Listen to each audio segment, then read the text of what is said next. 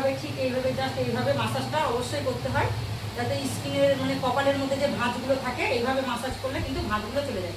আর আইবলটাকে আস্তে আস্তে স্লোভাবে এইভাবে মাসাজটা দিতে হয়, আর চিকটাকে এইভাবে এইভাবে করে মানে মাসাজটা দিতে হয়, যাতে ঝুলা যাওয়া স্কিনগুলো টাইট হয়ে যাবে। আর এই যে নাকেরটা এখানে এইভাবে সুন্দরভাবে মাসাজ করতে হবে, আর স্কিনটা কিন্তু সবসময় ওপরের দিকে যাবে।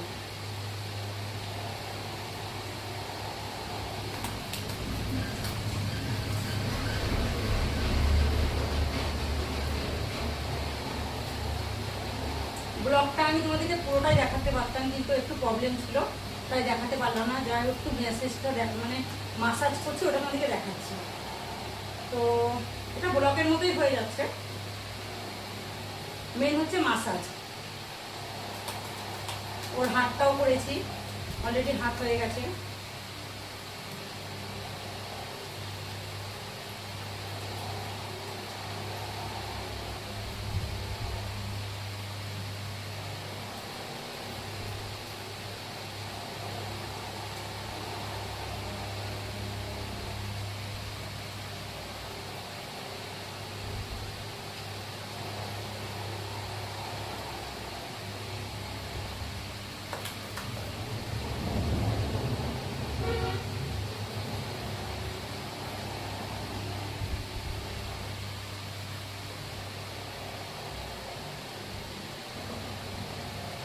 অলরেডি দেখো বন্ধুরা, আমার মাসাজ কমপ্লিট।